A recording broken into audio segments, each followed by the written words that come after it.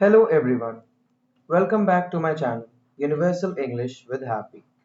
My name is Happy Verma and I am your English language coach. And it is the day 3 of speaking English confidently. Welcome back. Day 3 it is. Yesterday was a big one. We covered word classes, word stress, sentence stress, intonation, and punctuation as a script for your voice. If any of that feels fuzzy, that's completely normal. Rewatch day 2 if you need to. But don't let it stop you from moving forward today because today builds on it in a very natural way. Quick recap of the journey so far, and day 1 was orientation. Day 2 gave you the pieces, the words, and the sounds. Today it is day 3. We finally start building full, real sentences. And we tackle one of the biggest topics in English, which is tenses. By the end of today's video, you will be able to do three concrete things. Build a grammatically correct English sentence using the subject-verb-object pattern and extend it naturally with time, place, and detail. Use present, past, and future tenses correctly and confidently in everyday, realistic situations, not textbook drills. Recognize and fix the handful of tense mistakes that almost every learner makes so you can catch them in your own voice. This is another longer video because sentence structures and tenses are genuinely the backbone of spoken English. Once these feel natural, almost everything else gets easier. Let's get into it. Here is the thing about tenses that nobody explains clearly enough. Tenses aren't really about grammar rules. They are about time stamping information for your listener. Think about it from the listener's side. When someone says, I eat lunch at noon, you understand that as a routine, a fact about their life. When they say, I ate lunch at noon, you understand that as something already finished, today, or some specific day. When they say, I am eating lunch right now, you understand that as happening at this exact moment. Same core idea, eating lunch, but the tense tells your listener exactly when to place it on their mental timeline. Get the tense wrong, and you haven't just made a grammar mistake. You have told your listener the wrong story about when something happened. That confusion is exactly why we are spending real time on this today. Not to pass a grammar test, but so people understand your timeline the first time you speak without needing you to repeat yourself. Here is another way to think about it. Imagine explaining your week to a friend, but every sentence used the exact same tense. No matter what things actually happened, I go to the gym. I eat dinner with my sister. I finish a big project. I go on vacation. Your friend actually has no idea which of these already happened, which is happening today, and which is a future plan. Everything sounds like it's happening at once. What is all this? All the time, which is confusing and honestly a little exhausting to listen to. Tenses are what let you tell a clear, orderly story instead of a confusing pile of facts. This is the fact. Let's start with the skeleton every English sentence is built on. Subject, verb, object. Subject does the action. Verb is the action. An object receives the action. She reads books. She is the subject, the one doing something. Reads is the verb, that is the action. Books is the object, what receives the action. That three-part pattern is the backbone of the vast majority of English sentences you will ever say. Not every sentence needs an object. By the way, she sleeps in a complete sentence with just subject and verb. Sleeps doesn't need anything to receive the action. But the moment you want to say, what, who, or where. The object slot is what carries that information. She reads books. She helps her brother. Some sentences carry two objects at once: a direct object, the thing being acted on, and an indirect object, the person receiving it. She gave her friend a gift. Gift is the direct object, the thing being given. Friend is the indirect object, the person receiving it. English lets you say this two ways. She gave her friend a gift, or she gave a gift to her friend. Both are correct. The second version just makes the indirect object explicit with using to. You will hear native speakers use both constantly, and switching between them is often just a matter of what you want to emphasize first. Real sentences usually carry more than just subject, verb, and object. They add time, they add place, and manner too. English has a strong preference for the order. These details appear in manner, then place, then time. She reads books quietly in the library every morning. Quietly is a manner. In the library is a place. Every evening is time. Swap that order around. She reads books every evening quietly in the library. And it's not wrong exactly, but it sounds noticeably less natural to a native ear. A simple way to remember it: think, how, when, where, in that order. When you are adding detail to the end of a sentence, let's practice this pattern on a few more sentences. He drives carefully through the city every morning. He drives carefully through the city every morning. Carefully is how. Through the city is where. Every morning is when. They talked quietly in the halfway after class. Quietly in the hallway. After class, same order. Three different pieces of detail stacking naturally onto a simple subject, verb, and object core. Okay, so let's practice negative sentences. To make a sentence negative, English typically needs a helper verb: do, does, did, plus not, unless the main verb is already to be, or a model like can or will.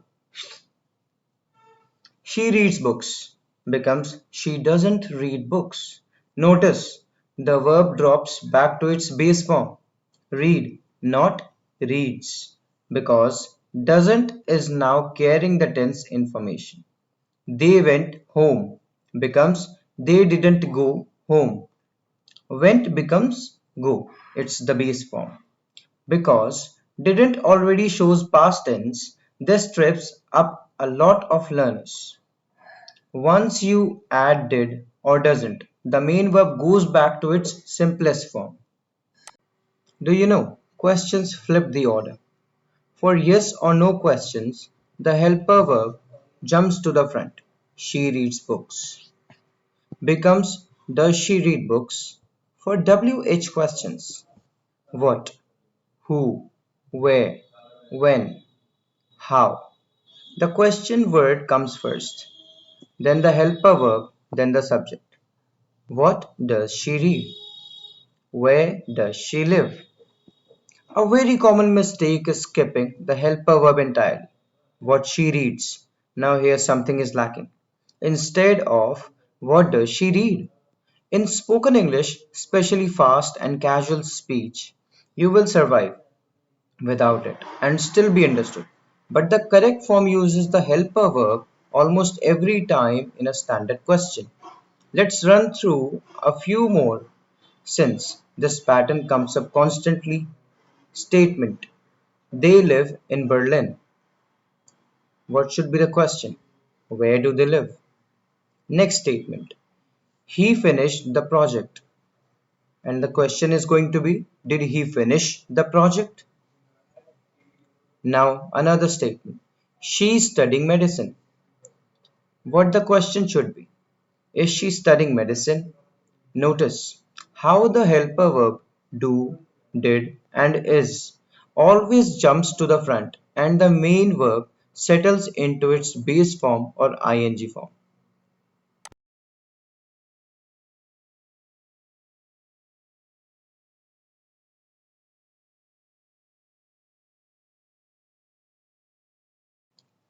Let's practice the transformation live.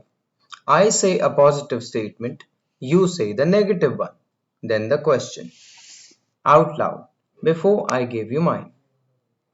She likes coffee. Your turn. First of all, turn it into negative and then the question. You have 5 seconds. 5, 4, 3, 2, 1. Correct. The negative is she doesn't like coffee. And question, does she like coffee? Another example. They finished the project. Your turn again. Take 5 seconds.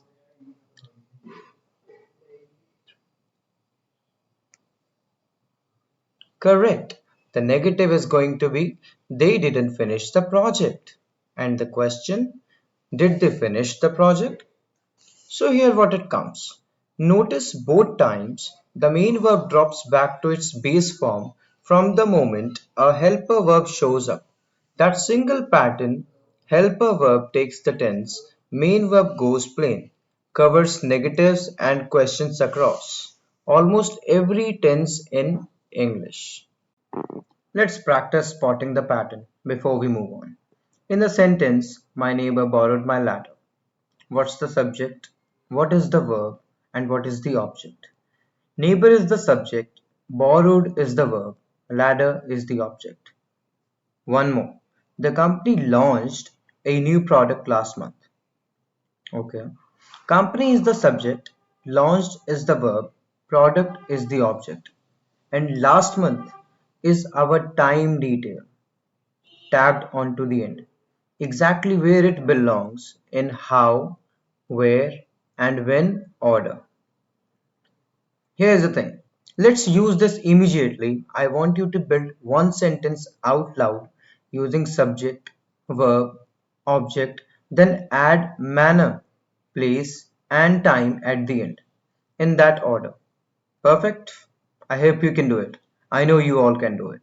Take 25 seconds to think it through and say it out loud. Keep going. Let's move into tenses. Starting with the present, English actually has two present tenses that do every different jobs, and mixing them up in one of the most common learner mistakes. Simple present is all about routines, facts, and schedules. The simple present is for things that are generally true, habitual, or scheduled, not necessarily happy or happening right this second. I work in marketing. The sun rises in the east. The train leaves at 6. None of these are happening at this exact moment as you say them, but they are all still correctly in the simple present because they describe routines, facts, or fixed schedules. Form wise, it's simple. For most subjects, I work, you work, we work, they work, but adds an S for he, she, it, which all are third person forms. He works, she works, it works. That small s is one of the most commonly dropped endings by learners, and it's one native speakers notice immediately. Even if they don't consciously register why a sentence sounds slightly off, simple present also covers fixed schedules that feel almost like facts. For example, timetables, opening hours, official events. The museum opens at 9. The flight departs at noon. The meeting starts on Monday. Even though these are technically future events, they are treated as simple present because they are fixed, official, and not really up for debate. The schedule says, not your personal plan. What does present continuous mean? It means happening right now or something is temporary or temporarily. The present continuous am, is, are plus the ing form is for actions happening right now or temporary situations or fixed future arrangements. I am working on a report happening right now, right? She's staying with her sister this month. Temporary, not permanent. We are meeting at 6 tomorrow. A fixed future arrangement. Right. Absolutely correct. Compare these two directly. I work in marketing describes your job in general. A fact about your life. I am working on a report describes what's happening right now. In this specific moment, some base verb, completely different meaning, and only the form tells you which one is intended. A key exception is there, stative verbs. Here's a genuinely important exception. Some verbs describe states, not actions. Know, believe, want, love, understand, own, and these almost never take the continuous form. Even when they are true right now, you say, I know the answer. Never. I am knowing the answer. You say, I love this song. Never. I am loving this song. In standard usage, even though you will hear that casually in advertising, if a verb describes a mental state, an emotion, or position, rather than a physical action, keep it in the simple form even when talking about right now. Let's put present tense questions into practice too, since they follow the same helper verb rule we just covered. Do you work on weekends? Simple present question using do. Are you working on the report right now? Present continuous question using are. Same underlying idea, two very different questions. Add only the form tells your listener which one you are asking. Let's practice. Simple or continuous? Question mark. Okay, so this is going to be a quick round. I'll give you a sentence, starter, and a verb. You decide out loud, simple or continuous, and say the full sentence. Right now, I dash in brackets write an email. What your answer is going to be?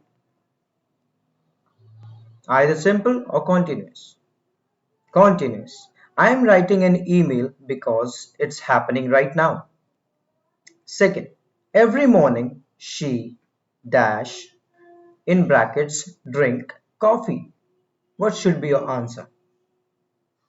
Correct. It should be simple because she drinks coffee.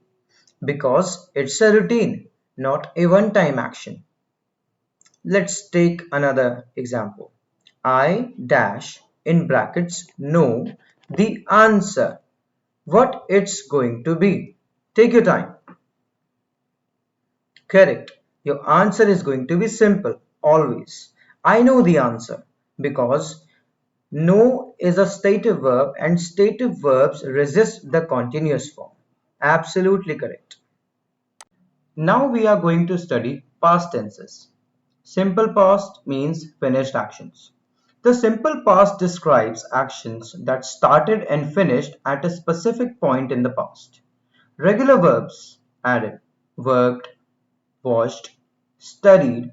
Irregular verbs change form entirely. Go becomes went, eat becomes ate, see becomes saw, and there is no shortcut here. These just have to be learned individually through exposure and practice. For example, I watched a movie last night. Finished. Specific time, simple past. She went to Paris in 2019. Finished. Specific time, simple past but irregular verb. Past continuous. What does it mean? Action in progress at a specific past moment. Past continuous was over plus ing. It's the rule. Describes an action that was already in progress at a specific past moment, often interrupted by something else. I was watching a movie when you called. The watching was already happening. The call interrupted it. Let's think about the pairing. Past continuous plus simple past is one of the most useful and common structures in real storytelling. I was walking home when it started raining. She was cooking dinner when the power went out. Notice the pattern? Did you notice it? The longer ongoing action uses past continuous and the shorter interrupting action uses simple past. That's right. Let's take a quick word on irregular verbs. English has around 200 common irregular verbs, and yes, that's really frustrating. But a small set of them cover the vast majority of real conversation. Go, went, see, saw, eat, ate, have, had, do, did, say, said, get, got, make, made, take, took, come, came. If you only memorize these 10 deeply, really internalize them until they are automatic, you will cover an enormous percentage of the irregular past tense verbs you actually need in daily conversation. Try these, try saying these 10 pairs out loud, back to back, at a natural pace. Go, went, see, saw, eat, ate, have, had, do, did, say, said, get, got, make, made, take, took, come, came. Repetition like this, said out loud rather than just read silently, is what moves these from looked up in a dictionary to said automatically without thinking. Let's hear both tenses working together in a natural exchange. Person 1. What were you doing when I called last night? Person 2. I was cooking dinner, so I didn't hear my phone. Person 1. Oh, sorry. Did you eat well at? Person 2. Yes, I made pasta. It turned out great. Notice how you naturally past continuous and simple past trade off in real conversation. Was cooking the one? Sets the ongoing scene, didn't hear. Did you eat? And made are all quick. Complete past actions. Try reading both sides of the exchange out loud. So, since we spent all of day 2 on sound, here is a small but useful connection. The ed ending on regular past tense verbs is actually pronounced three different ways, depending on the sound before it. After a T or D sound, ed gets its own extra syllable. Wanted, needed. After most voiceless sounds like P, K, S, it sounds like a quick T, like worked, watched, kissed. And most voice sounds like B, G, V, or a vowel, it sounds like a D, played, arrived, called. You don't need to memorize this like a rule chart. But if a regular past tense verb ever sounds slightly off when you say it, this is usually why. Try adjusting which of those three sounds you are using at the end. Now it's time for future tenses. Will, predictions and spontaneous decisions. Will, we use it for predictions and decisions made in the moment. Right as you are speaking, I think it will rain tomorrow. This is a prediction. The phone is ringing. I'll get it. A spontaneous decision made right now, not planned earlier. Here, in going to, plans and intentions already made. Going to is for plans and intentions you decide on before this moment. I am going to visit my parents this weekend. It is already planned, right? Already decided before you said it out loud. This is the key difference from will. Going to implies the decision already happened, which implies you are deciding or predicting right now. Here we already met this form for right now actions, but it does double duty for fixed, scheduled future events, especially with a specific time attached. We are meeting the client at 3 tomorrow. I am flying to Tokyo next Tuesday. These sounds like present continuous, but the future time word makes it clear you mean the future. And it signals the plan in firm and scheduled, not just the loose intention. Here's all three side by side, same idea, three shades of meaning. It will rain. It's a prediction. Right now, no strong evidence. It's going to rain. A prediction based on something you can see right now, like dark clouds. It's raining at 6 doesn't quite work the same way for weather, but for plans, it does. We are leaving at 6 signals a firm, scheduled plan, more definite than we are going to leave around 6. One more real world contrast, since this is where learners mix these up most. Imagine your phone rings during dinner. I'll get it. Spontaneous. Decided in that exact setting. Will. Now imagine you already knew your friend was calling at 8 and you told someone earlier, I am going to answer when she calls. That's going to. Because the decision happened before the moment itself. Same action. Answering the phone. But the tense reveals when the decision was actually made. Now let's combine everything. I want you to say three sentences out loud, back to back. One about something you did yesterday using simple past. One about using you are doing today using present continuous or simple present. And one about something you are planning to do tomorrow using going to or will. Just take 30 seconds and do it. And once you are done with it, 30 seconds is your time. Once it is done, then we will proceed further.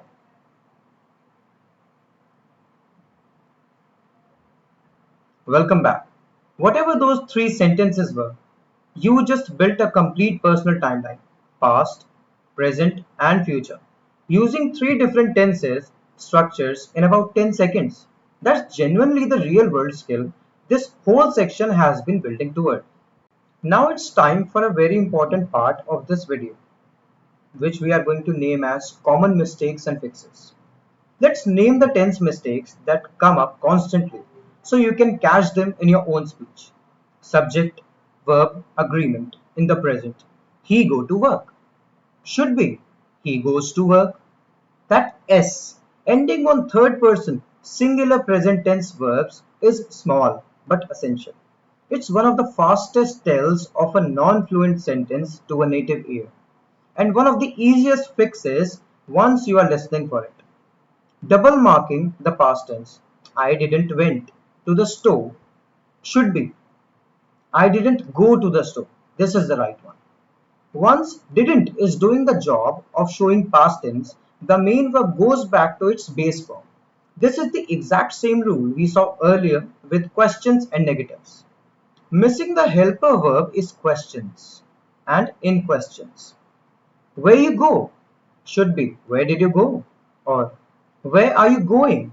English questions always almost need that helper verb. Do, does, did, are, is. Even though plenty of other languages don't require one.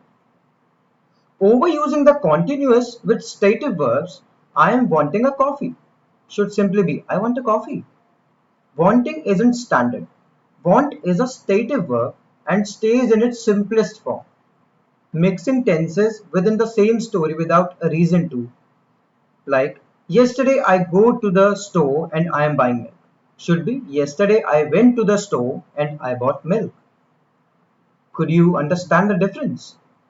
So once you commit to telling a past story, stay in the past tense throughout, unless you are deliberately switching for effect, like using present tense to make an old story feel more vivid and immediate. What is a real intentional storytelling technique? It's not a mistake, but it's a choice you make on purpose, not by accident. It's confusing, I know. Since and for with duration, we use them.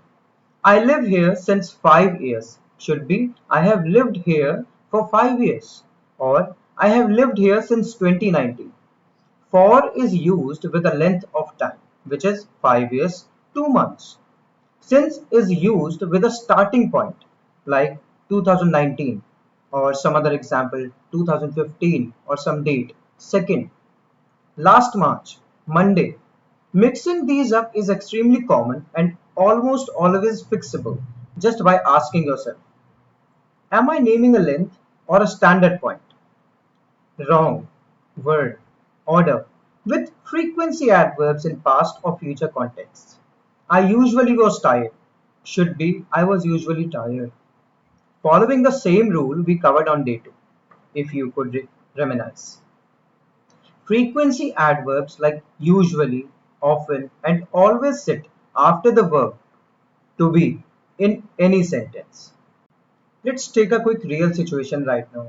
Hmm, Let's take the job interview. Let's ground all of this in one very common real life scenario, since tense mistakes show up most painfully in high stakes conversations like interviews. Imagine you are asked, tell me about your last role. What would you say? A strong answer moves through tenses deliberately. I worked at a marketing agency for 3 years. Simple past. Finished. It's clear. While I was there, I was managing a team of 5 people. It's past continuous and ongoing responsibility during that time. I left last year because I wanted a new challenge. It's simple past again. Clear reasoning. Now I am looking for a role where I can grow into a leadership position. Present continuous describing your current situation and goal. Did you notice it? Notice how naturally the tenses shift to match the timeline of the story. Past job, ongoing responsibility within that job, the reason you left, and your present situation. An interview isn't consciously grading your grammar, but a clear, correctly tense answer. Sounds organized and confident, while a flat single tense answer can sound harder to follow, even if every word is understood individually. Now it's time. Before we wrap up, let's answer a few questions that come up constantly at this stage. First, do I really need to memorize all the irregular verbs before I start speaking? No, totally no. Start with the 10 most common ones we covered earlier and let the rest build naturally through listening and reading. Wanting until you have memorized every irregular verb before speaking is a trap. You will speak more and more confidently by starting now with imperfect grammar than by waiting for perfect grammar that never actually arrives. We all know about it. Second, what if I use the wrong tense in conversation? Will people understand me? Almost always, yes, especially with context.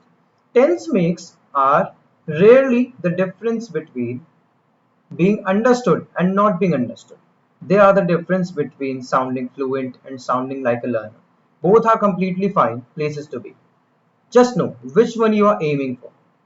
Number 3 I get, which tense should I focus on practicing most? Simple past and simple present by far. Together they cover the overwhelming majority of everyday conversation. Taking about your routines, your opinions, and what already happened. Future tenses and continuous forms matter, but they are used less often than people expect. So if you only have time to drill 2 things this week, drill those 2. Number 4. Is it okay to just avoid tenses I find difficult, like past continuous? In casual conversation, you can absolutely lean on the tenses you are most comfortable with, like simple past and simple present. Will get you through most situations. But past continuous, going to, and the other aren't decorative. They carry real specific meaning you can't always express another way. Think of today's lesson less as grammar to survive and more as extra precise you can reach for when it actually matters. And the more you practice them, the more naturally they will show up on their own without conscious effort. Let's finish with one following mini story that uses everything from today, sentence structure, and all 3 time periods. I usually walk to work, but yesterday I was running late, so I took the bus instead. Right now I am sitting at my desk, drinking my second coffee. Tomorrow I am going to leave earlier, so this doesn't happen again. Notice what just happened across those 4 sentences. Simple present for a routine, past continuous plus simple past for a specific yesterday story. present continuous for right now, and going to for a plan tomorrow. Every sentence also follows a subject, verb, object skeleton extended naturally with detail. Try reading that whole mini story out loud yourself right now. Paying attention to the tense shifting deliberately with the timeline. Here's a second one. Just to log the pattern in with different content. I don't usually watch the news. But last night I was scrolling my phone when I saw a big headline. So I turned on the TV. Now I am following the story closely, and tomorrow I will probably check the update before work. Same structure, completely different topic, routine, interrupted past moment, right now, and a future plan using will this time instead of going to. The pattern is what matters, not the specific words. Did you get my point? Let's lock in for today, piece by piece. You know now the subject verb object skeleton that almost every English sentence is built on, and how to extend it naturally with how, where, and when in that order. You know how negatives and questions both rely on helper verbs do, does, did, and that once a helper verb is carrying the tense, the main verb drops back to its base form. You know the difference between simple present for routines and facts and present continuous for right now or temporary situations. And that stative verbs like know and won't resist that continuous from entirely, no matter how tempting it is to add ing to them. You know simple past for finished actions and past continuous for actions in progress when something else happened. Plus the 10 highest value irregular verbs to memorize first. And you know all three future forms will for predictions and spontaneous decisions. Going to for plans already made. And present continuous for fixed. Scheduled arrangements. These are the ones. Before we wrap up, the same honest reminder from yesterday. You don't need to have all of this perfectly automatic before tomorrow's video. Tenses are one of the areas of English that genuinely take the longest to feel fully natural, even for advanced learners. And that's completely normal, not a sign you are behind. What you should walk away with today is the map, knowing that tense is about time stamping your story for your listener, knowing the handful of mistakes to listen for in your own speech, and knowing exactly which two tenses, simple past and simple present, deserve the most practice time this week. The automatic fluency comes from repetition after this, not from today's video alone. Before tomorrow, here's your homework. Now, this is the part. And again, just a couple of minutes. Tell your own real mini story out loud using the same pattern we just practiced. One sentence above a routine, one about something specific that happened yesterday, one about right now, and one about a plan for tomorrow. Use your actual life, actual coffee, actual commute, actual plans. Because real content sticks far better than invented textbook examples. If you want an extra challenge, record yourself saying it on your phone and listen back once. You are not checking for perfect grammar, you are checking whether someone else hearing it cold would understand exactly what each part of a story happened. That's the real test of everything we covered today. In section 4, we zoom out for grammar and tenses into the 4 core language skills. And what are these? You all know. Listening, speaking, reading, and writing. And how they reinforce each other. If the last 2 days were about building correct sentences, tomorrow is about training your ear and your mouth to use them in real time. Got it? Perfect. If today helped, subscribe and turn on notifications. A new video goes up every day. Drop a comment with your own yesterday, today, tomorrow mini story from the homework. I read everyone and I'll reply to as many as I can. And if today's tense breakdown finally made something click that's confused you for a while, that's exactly the kind of comment I love reading. So don't hesitate to share it. It helps other learners watching know they are not the only one who found this part tricky. Thanks for pushing through another long one. Grab your notepad, get some rest, and I'll see you tomorrow for section 4. Thank you so much, everyone. Videos बनाने हैं Filmora है ना।